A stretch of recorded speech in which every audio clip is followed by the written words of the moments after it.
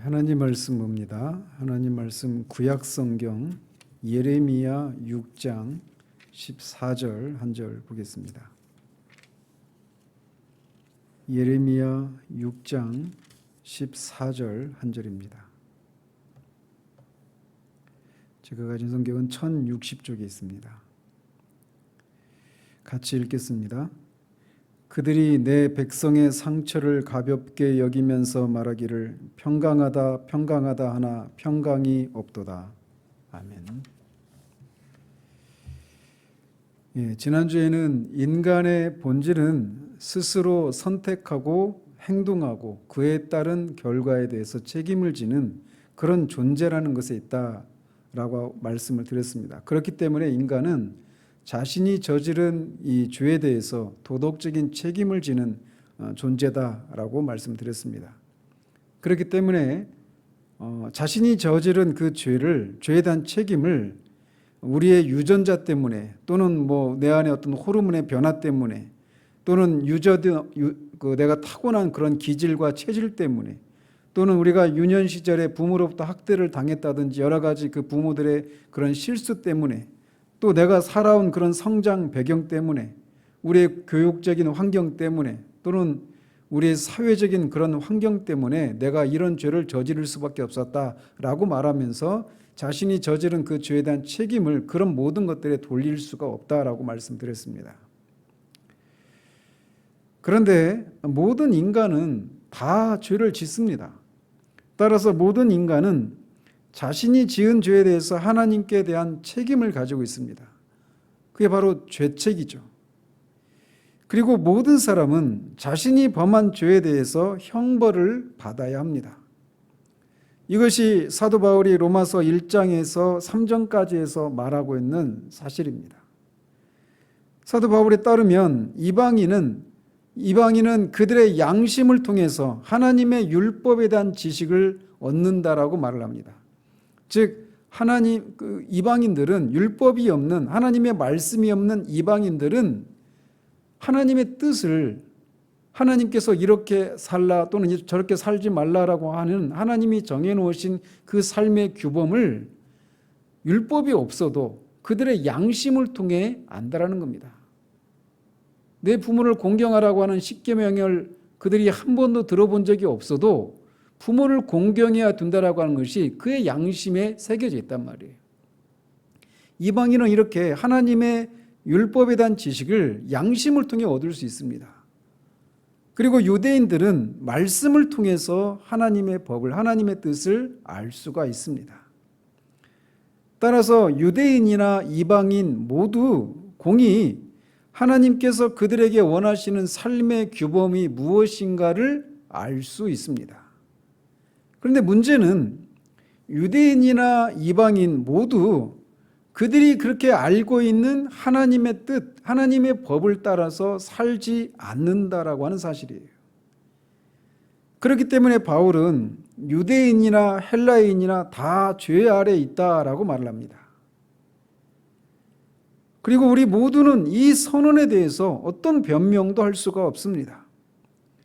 우리는 모두 우리가 마땅히 행해야 될 의무가 무엇인지를 알고 있으면서도 우리 중 아무도 우리가 마땅히 행해야 될 그 의무를 이행하고 있지 않고 있기 때문에 헬라인이나 이방인이나 모두 죄인이다, 죄 아래 있다라고 하는 이 선언에 대해서 어떤 변명도 할 수가 없어요. 이것이 로마서 3장 19절 20절에서 말하고 있는 겁니다. 우리가 알거니와 무릇 율법이 말하는 바는 율법 아래 있는 자들에게 말하는 것이니 이는 모든 입을 막고 온 세상으로 하나님의 심판 아래 있게 하려 함이라. 그러므로 율법의 행위로 그의 앞에 의롭다 하심을 얻을 육체가 없나니 율법으로는 죄를 깨달음이니라. 이렇게 저나 여러분 유대인이나 헬라인 모두가 다 하나님의 심판 아래 있는 죄인이다라고 성경은 말하고 있어요. 그런데 이제 바로 이 지점에서 한 가지 문제가 생겨납니다. 오늘 우리가 살펴보려고 하는 주제가 바로 이것과 관련된 거예요. 즉 모든 인간이 하나님 앞에서 죄에 대한 책임을 가지고 있고 따라서 형벌을 받아야 되는 죄인이라고 하는 이 선언에 대해서 균형 잡힌 생각을 가지고 있지 않은 것 때문에 어떤 문제들이 발생을 한다는 거죠. 즉 자신이 죄인이라고 하는 사실로 인해서 하나님 앞에 가지는 죄책에 있어서 잘못된 그런 생각을 가지는 문제가 발생한다는 거죠. 많은 경우에 그리스도인들은 자신의 어떤 삶이나 또는 복음을 전파하는 과정 속에서 마치 이 죄에 대한 강박관념을 가지고 있는 것처럼 그렇게 살거나 복음을 전파할 때 늘 그렇게 죄에 대해서 강박관념을 가지고 있는 것처럼 그렇게 복음을 전하는 경우들이 있습니다.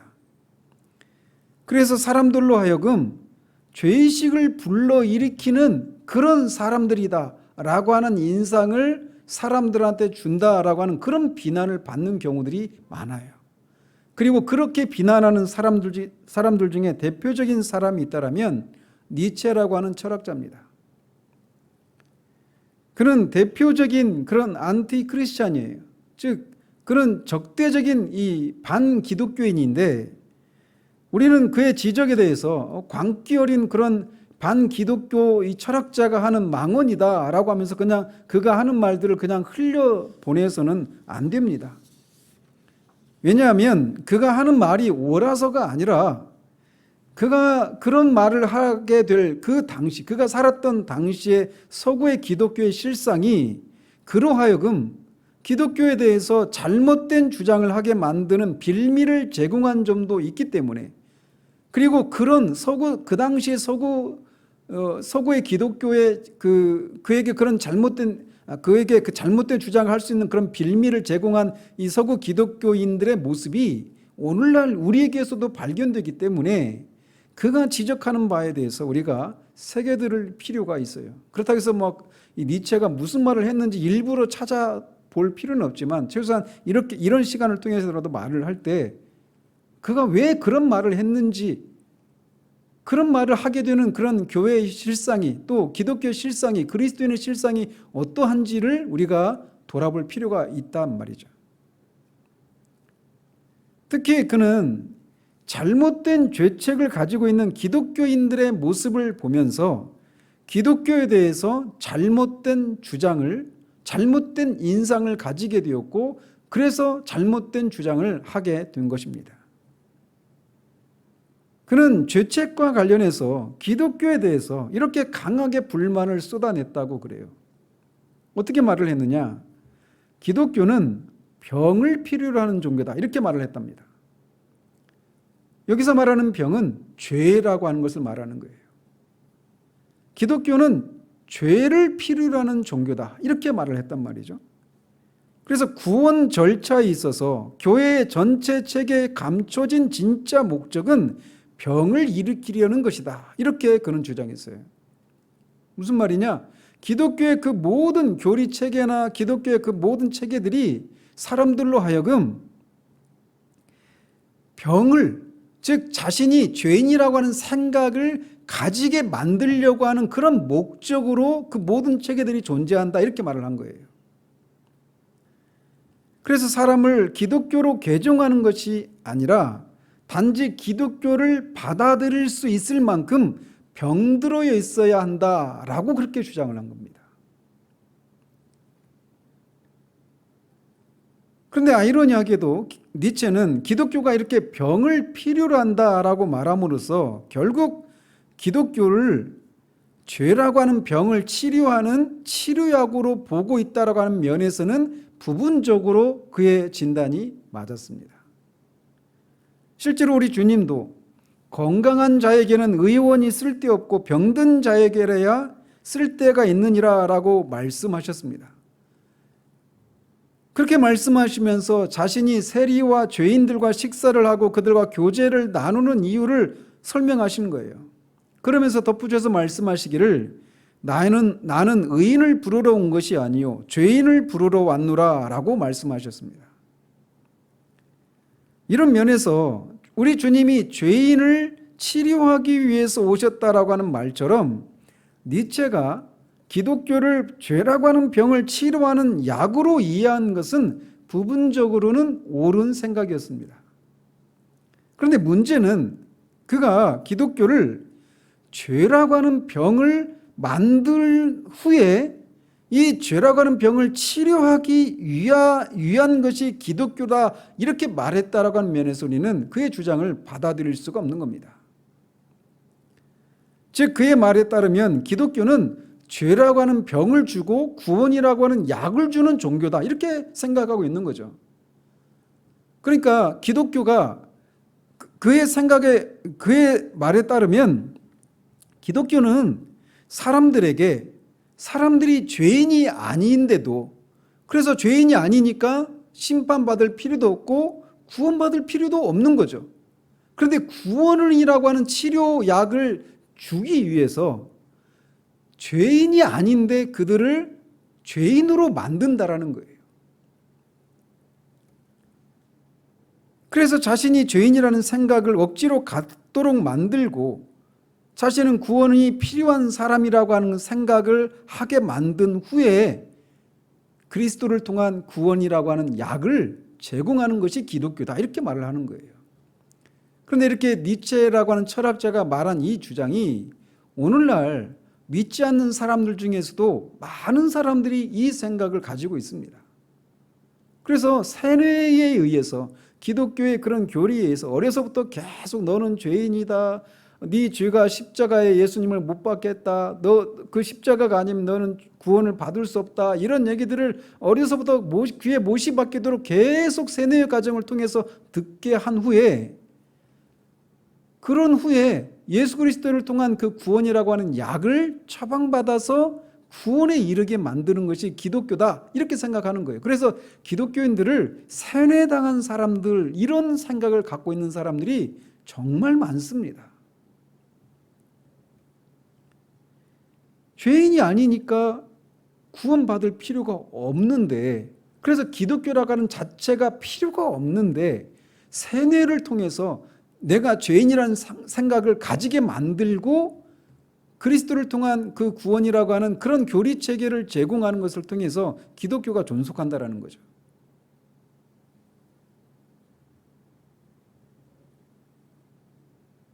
그러나 기독교는 죄가 없는 사람들에게 죄라고 하는 병을 만들어주는 종교가 아닙니다. 오히려 이미 모든 사람이, 앞에서 사도가 말한 것처럼 유대인이나 헬라인이나 모두 죄인이다라고 하는 그런 사실을 일깨워주는 거예요. 깨닫게 해주고 그들이 위대한 의사이신 예수 그리스도께로 돌아오게 하는 것이 기독교입니다.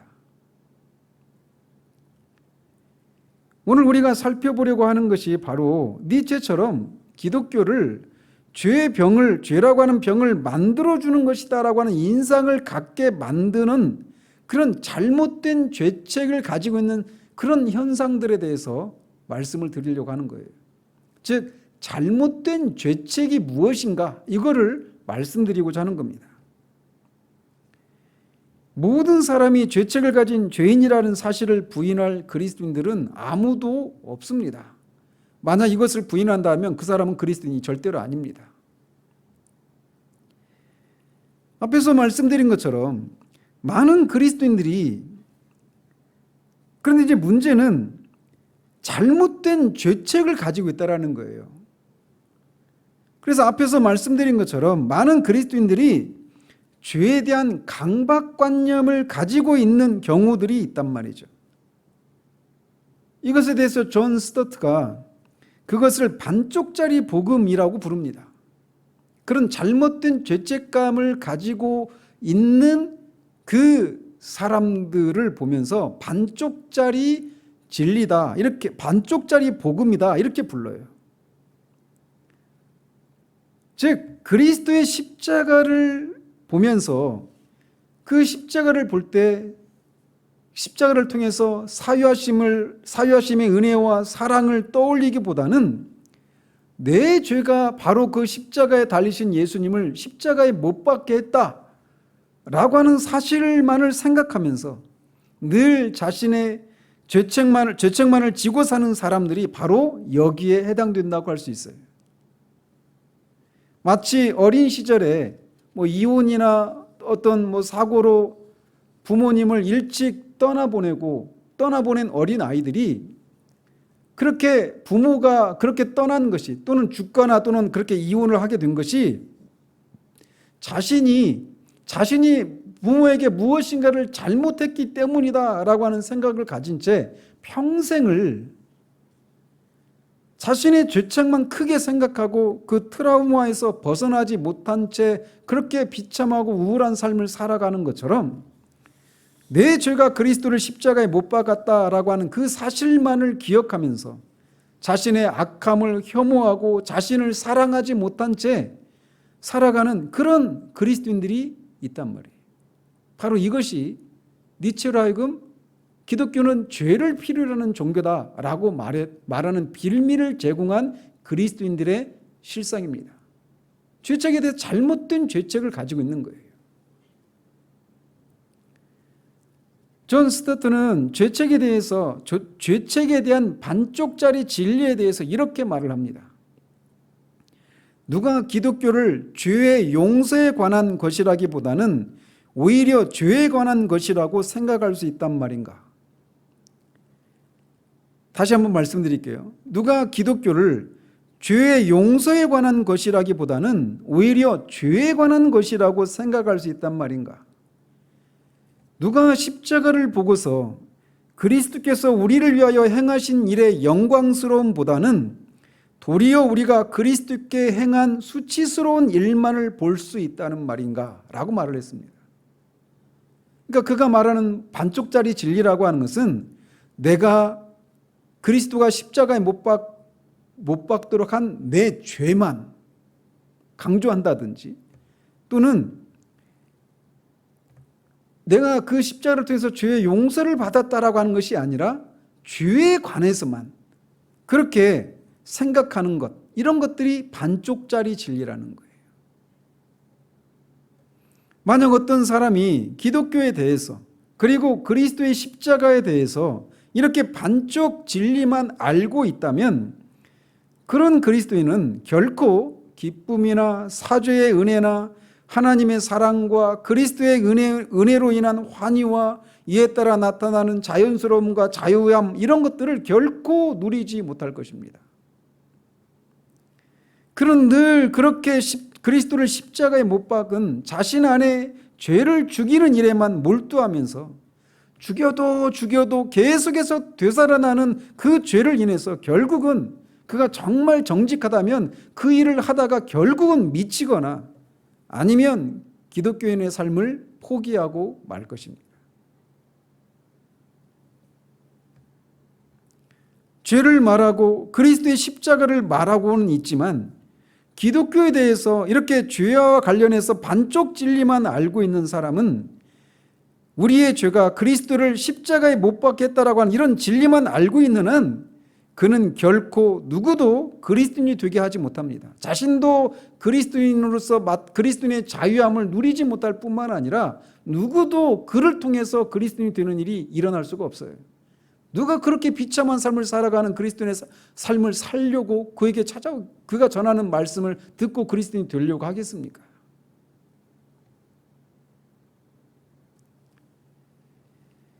이런 모습이 복음을 발견하기 전에 루터의 모습이었고 지금도 죄책에 대해서 반쪽 진리만 알고 있는 자칭 그리스도인들이라고 하는 사람들에게서 비춰지는 모습들입니다.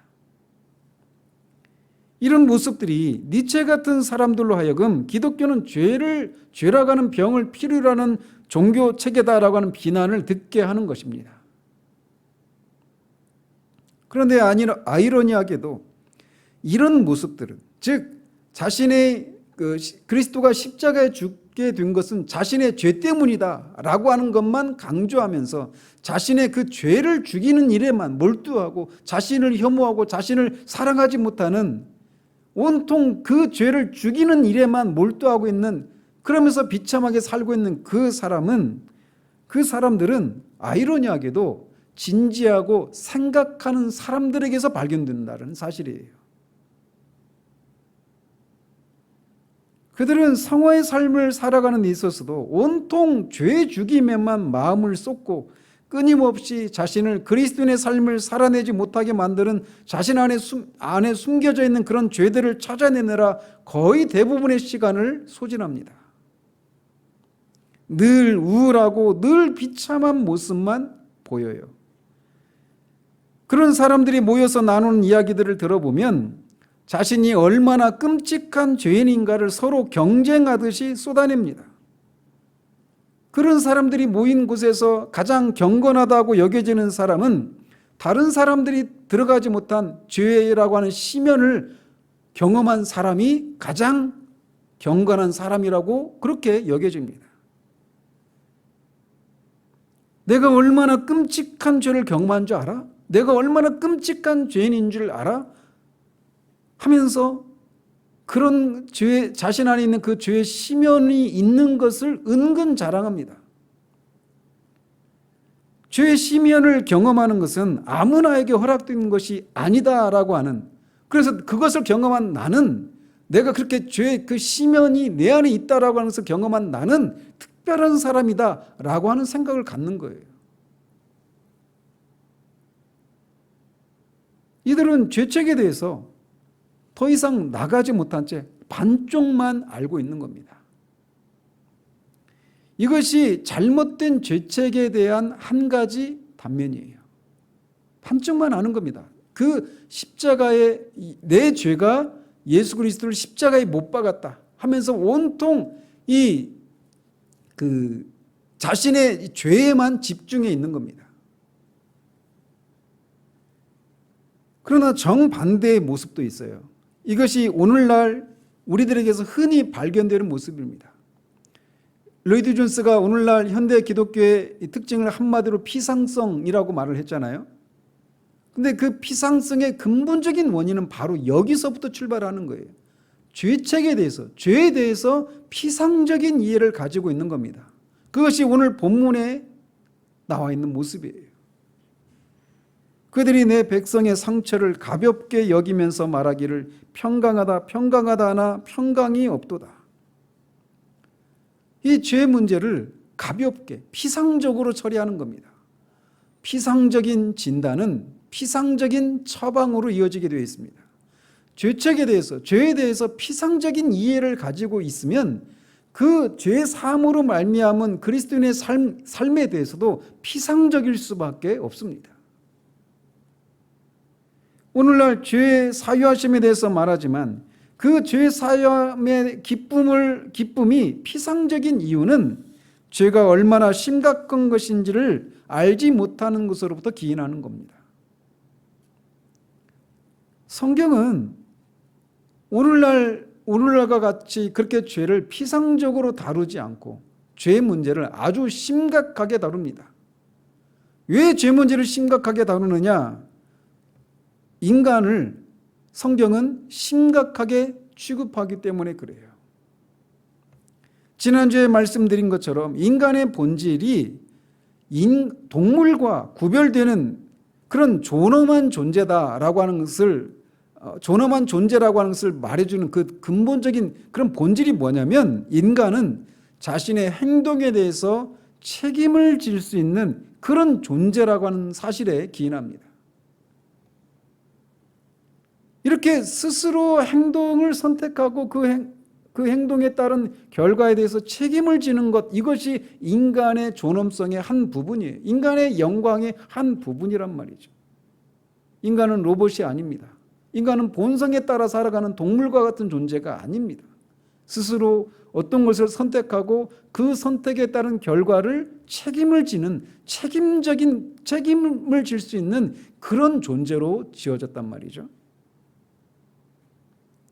그렇기 때문에 성경은 인간이 그렇게 존엄한 존재이기 때문에 인간을 아주 심각하게 다뤄요. 따라서 죄의 문제도, 그 인간이 지은 그 죄의 문제도 매우 심각하게 다룹니다. 그런데 이 죄 문제를 인간의 책임으로 돌리지 않고, 앞에서도 말씀드린 것처럼 다양한 여러 가지 환경의 피해자로 돌리면서 죄에 대한 인간의 책임을 감하거나 감수하거나 또는 다른 것으로 이렇게 책임을 전가하는 것은 인간의 존엄성을 해치는 해악입니다. 인간의 그 책임을 질 수 있는 그런 존재인데 그 인간의 그 죄에 대한 책임을 다른 환경으로 돌려버리는 것은 인간의 존엄성을 해치는 해악이란 말이죠. 또는 죄 문제를 가볍게 처리하는 것 역시 인간의 존엄성을 해치는 해악입니다. 이 죄책을 이렇게 존엄한 인간의 차원에서 심각하게 다루지 않은 채 이것을 다른 원인으로 돌려버리거나 그 인간이 그 죄를 지었지만 그것은 그렇게 심각한 것이 아니기 때문에 그 죄에 대한 책임으로 받아야 될 형벌도 그냥 그렇게 심각한 것이 아니다라고 하는 이런 생각을 가지게 되면 죄의 사유하심에 있어서도 피상적인 이해를 가질 뿐입니다. 즉 거짓된 확신을 가지게 되는 거예요. 사유하심에 대해서 거짓된 확신을 가지게 되는 겁니다. 어떤 판결이 의로운 판결인가 불의한 판결인가는 그 판결이 그 죄에 대해서 응분의 대가를 지불하는가 하지 못하는가에 달려 있습니다.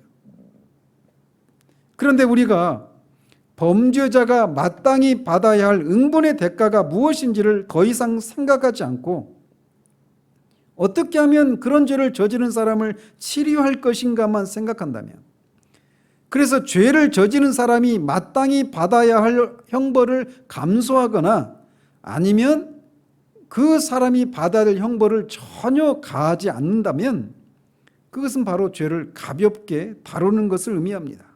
그리고 이렇게 죄를 가볍게 다루는 것은 사유하심에 대해서도 피상적인 이해를 가질 수밖에 없는 거예요. 거짓된 확신을 갖게 된다는 거죠.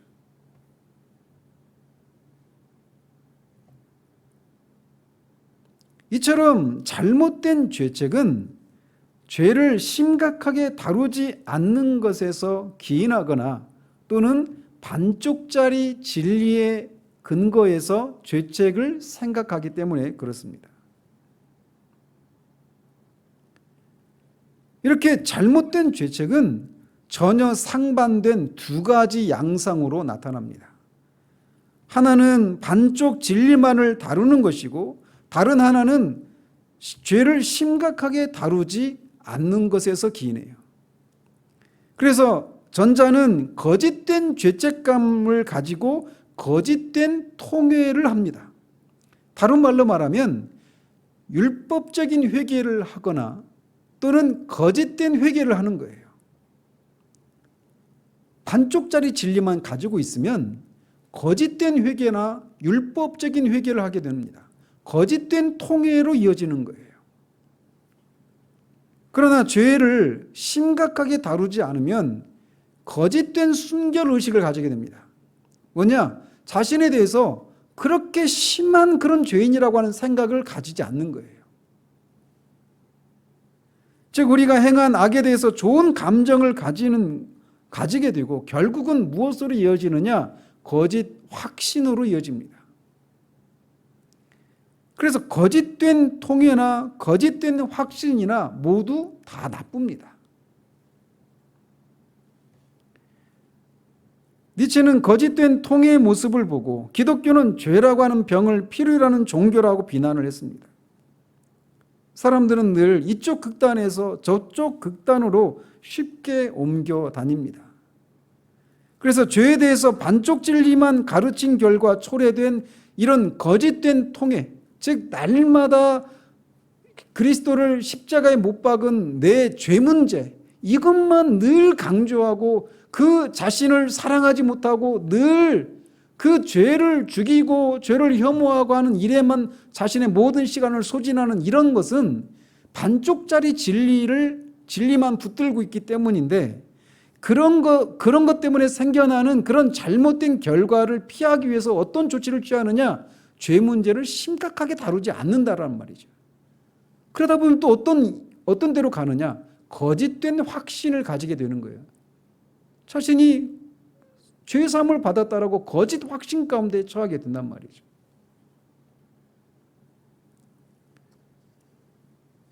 그렇다면 사람들이 이렇게 거짓된 이 통해를 피하기 위해서 우리는 사람들로 하여금 자기 행위에 대해서 책임을 지게 하고 하나님의 심판의 위험을 경고하고 죄의 심각성과 구속의 필요성을 주장해서는 안 되는가?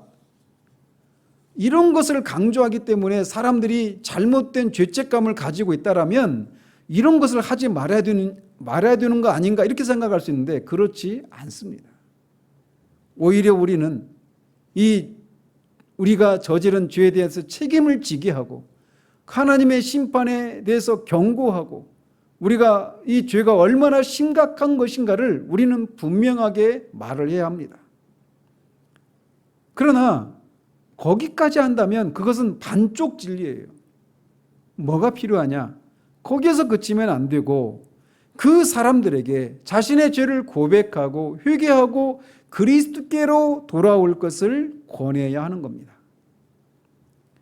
그리스도의 십자가를 전할 때 우리의 죄를 인해서 그리스도를 십자가에 못 박히게 하셨다라고 하는 진리를 전함으로 우리의 죄책에 대해서 분명히 인식하게 해야 합니다. 그래서 우리의 죄를 회개하고 통회하는 일이 있도록 해야 돼요. 그러나 거기에서 그치면 안 되고 그리스도께서 바로 우리의 죄를 위하여 십자가에 못 박히셨고 그것을 통해서 우리의 죄가 사함을 받았다라고 하는 진리도 같이 전해야 합니다. 즉 우리의 죄가 그리스도를 십자가에 못 박혔다라고 하는 것을 통해서 죄의 심각성과 우리가 그 저지른 죄에 대한 책임을 우리가 지고 있다라고 하는 것을 인식하게 해야 될 뿐만 아니라 그런데 바로 그런 우리를 위해서 그리스도가 우리를 위해서 십자가에 못 박히셔서 우리의 그 형벌을 다 해결하셨다라고 하는 이 진리도 같이 전해야 한다는 거예요. 기독교는 죄에 관한 것일 뿐만 아니라 죄의 용서에 관한 것이기도 합니다.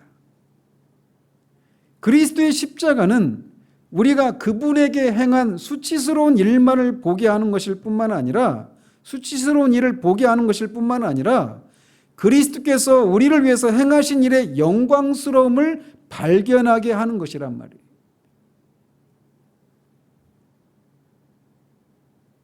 그래서 우리는 죄의 심각성에 대해서 분명하게 얘기하고 그 죄에 대한 책임에 대해서 분명하게 얘기해야 합니다. 그뿐만 아니라 그 죄에 대해서 회개하고 그리스도께로 돌아오도록 하게 해야 합니다. 십자가에서 그리스도가 못 박힌 것은 우리의 죄 때문이다라고 하는 사실도 얘기해야 되지만 동시에 또 그런 우리의 죄를 위해서 그리스도께서 십자가에 죽으셨다라고 하는 사실도 같이 얘기를 해야 되는 거예요.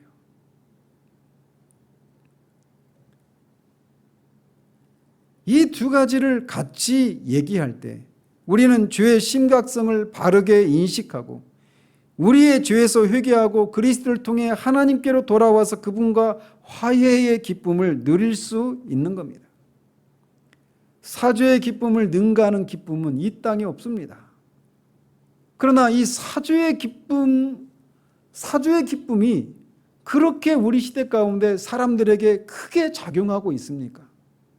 이번 주 오후 예배 때도 말씀드렸지만 죽음 이후의 그 세상, 우리가 죽음 이후에 두 가지 종류의 길이 있다고 그랬잖아요. 우리가 사유하심을 통해서 영원한 지옥의 그 형벌에서 벗어났다라고 하는 그 한 가지 사실만을 인해서도 우리는 정말 하나님을 영원히 찬양하고 경배하기에 충분하단 말이에요. 사유하심을 능가하는 기쁨이 없습니다. 그러나 우리가 오늘날 사유하심의 기쁨에 대해서 얘기하는데 그 기쁨이 그렇게 이 세상에서 그것을 능가하는 기쁨이 없다고 말할 정도의 그런 기쁨을 얘기하고 있는지 정직하게 돌아보자라는 거죠.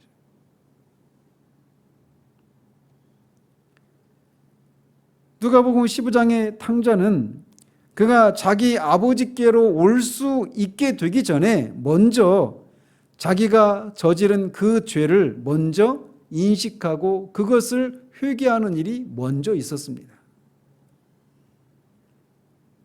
화해의 기쁨 이전에 회개의 겸손함이 있었던 것이에요. 그런데 만약 탕자가 자신의 죄를 인식하긴 했어요. 내가 정말 하나님께, 아버지께 죄를 지었구나 라고 하는, 자신 저지른 그 죄가 얼마나 끔찍한 죄인가를 인식을 했습니다.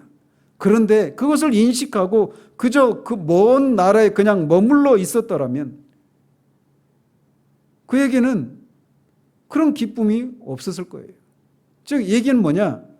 십자가에서 예수님이 십자가에 죽게 된 것이 내 죄 때문이구나, 내가 그렇게 끔찍한 죄인이구나 라고 하는 사실을 깨닫고 그리스도를 통해서 아버지께로 돌아와서 그 아버지 하나님과 화해의 기쁨을 누리지 못하고 있다라면, 탕자가 마치 먼 이방 땅에서 내가 아버지께 큰 죄를 저지른 패역한 죄인이구나 하는 사실들을 깨달은 채 그냥 거기에 머물러 있는 것과 같다라는 말이죠. 그래서 탕자가 그저 자신의 죄를, 끔찍한 죄를 인식한 채, 죄의 심각성을 알고 자신의 그런 끔찍한 죄인됨을 깨달은 채 그저 먼 나라에 머물러 있었더라면, 혹은 돌아왔는데 그런 죄에 대한 인식과 회개가 없이 그냥 돌아왔다면, 즉 죄에 대해서 피상적인 이해만 가지고 있었다라면 그에게는 아버지가 끼워준 반지도 없었을 것이고, 새 옷도 없었을 것이고, 입맞춤도 없었을 것이고, 잔치도 없었을 것입니다. 즉 이 말은 무슨 말이냐? 죄에 대해서 그가 자신이 그런 끔찍한 죄를 지었구나라고 하는 것을 인식하지 못한 채 그냥 아버지께로 돌아왔거나, 즉 죄에 대해서 피상적인 이해를 가지는 것을 가지고 있는 그런 잘못된 죄책을 가지고 있는 상태였다면, 또 자신이 끔찍한 죄인이라는 것을 알기는 했어요. 인식을 했습니다. 그러나 아버지께로 실제적으로 돌아오지 않은 채 그저 먼 나라에 있은 채 그냥 그렇게 생각하고 있었다라면, 아버지 품으로 돌아와서 있게 되는 그 모든 그런 반지와 새 옷과 입맞춤과 잔치와 같은 이런 아버지와 화해의 기쁨을 누리는 그런 일이 없었을 거란 말이에요. 그래서 먼 나라에 있은 채 자신의 죄인됨을 깨닫는 가운데 느끼는 그 죄책과 그 죄책을 전혀 느끼지 못하는 이 잘못된 죄책, 이 두 가지 다 공이 다 뭐냐? 결국은 아버지와의 화해를 통해서 그런 누리게 되는 그런 기쁨을 누리지 못한다라고 하는 면에서는 똑같다라는 말이죠. 이건 다 거짓된 죄책이에요. 그럼 참된 죄책은 뭐냐? 탕자처럼 그렇게 자신의 죄를 인식을 하는 겁니다. 내 죄가 그렇게 하나님의 아들을 십자가에 못 박게 했고 그것을 통해서만 구원을 받는다라고 받게 되는 것처럼, 죄가 그렇게 끔찍한 것이구나, 내 죄가 바로 그렇게 하나님의 아들을 십자가에 못 박겠구나, 나는 그런 끔찍한 죄인이구나 라고 하는 사실들을 바르게 인식하고 인정하는 겁니다. 그것을 고백하는 거예요. 그리고 그 죄를 회개하는 겁니다. 그리고 먼 나라에 머물러 있는 탕자처럼 거기서 머무르는 것이 아니라 바로 그런 나를 위해서 하나님의 아들이 십자가에서 그런 내 죄를 위해서 죽으셨고 그 죄를 해결해 주셨다라고 하는 것을 믿고 하나님께로 나오는 거예요. 그래서 하나님 아버지와 화해의 기쁨을, 사유하심의 기쁨을 실제로 누리는 것입니다. 그래서 이 거짓된 죄책, 참된 죄책, 이거를 다른 말로 말하면 참된 회개와 거짓된 회개, 이렇게도 바꿀 수 있습니다. 또 다른 말로 율법적인 회개와 복음적인 회개, 이렇게도 바꿔서 말을 할 수가 있는 거예요. 우리 시대에 그리스도의 십자가를 우리가 바라볼 때마다 우리는 이 죄책이, 바른 죄책을, 참된 죄책이 무엇인가를 알아야 합니다. 우리가 지금 이 수요 기도회 때 지금 또 다루고 있는 게 뭐냐? 왜 하나님은 사랑의 하나님이신데 그냥 우리의 죄를 바로 그냥 하나님의 사랑으로 용서해 주시지 왜 그렇게 아들을 십자가에 죽게 하시는 것을 통해서 우리의 죄를 용서해 주시는가, 이런 질문에 대한 답을 찾아가는 과정 가운데 이 주제를 살피고 있는 거예요. 그렇게 질문하는 이유는 죄가 얼마나 심각한지를 모르기 때문이고 하나님의 어미로우심이 무엇인지를 알지 못하기 때문에 그런 질문을 하는 것이다 라고 말씀을 드리면서 죄가 무엇인가, 죄의 심각성에 대해서 우리가 첫 번째 시간에 살폈고, 두 번째는 인간이 그 죄에 대한 도덕적인 책임을 가진 존재다라고 하는 사실을 살폈던 겁니다. 그리고 이 죄에 대한 책임을 가질 때 잘못된 죄에 대한 책임을 갖는 경우들이 있다는 것을 말씀드리고 있는 거예요. 여러분이 정말 참된 죄책을 가지고 있다면 내가 얼마나 끔찍한 죄인인가라고 하는 사실들을 분명히 인식을 해야 됩니다. 그런 것이 없는, 자신의 죄인됨을 고백하고 사유하심을 논한다라면 그는 이 예레미야 시대의 그 거짓 선지자들처럼 죄 문제를 가볍게 다루고 있기 때문에 그렇게 말을 하고 있는 거예요. 그 사람들은 대개 거의 거짓된 사유하심의 확신을 가지고 있는 겁니다. 속고 있는 거예요. 또 반대로 정반대의 지점에서 내가 얼마나 끔찍한 죄인인가만을 강조한 채 반쪽 진리만 붙들고 먼 나라에 있는 앉아서 그렇게 자신의 죄인됨을 깨닫고 그냥 먼 나라에서 그냥 그렇게 머물러 있는 탕자와 같은 그런 상태에 있는 사람 또한 잘못된 죄책을 가지고 있는 겁니다. 참된 죄책은 그것을 분명히 인식하고 그것을 회개하고 아버지께로 돌아와서 아버지와 화해를 나누고 그 잔치에 참여하는 데까지 나아가는 그 죄책이 참된 죄책인 겁니다. 그것이 참된 회개예요. 우리가 우리 안에 이런 죄책에 대한 바른 인식이 우리 가운데 있어서 참된 죄책에 대한 인식을 가지고 있는 사람들이 누리는 그 죄에 대한 심각성뿐만 아니라 그런 죄로부터 용서받은 사유하심의 기쁨을 그런 기쁨이 같이 공존하는 그런 삶을 살아가는 그런 우리들이기를 바랍니다. 그럴 때 우리는 세상으로 하여금 우리가 전하는 이 복음이 능력을 발휘할 수 있게 되는 겁니다. 기도하겠습니다.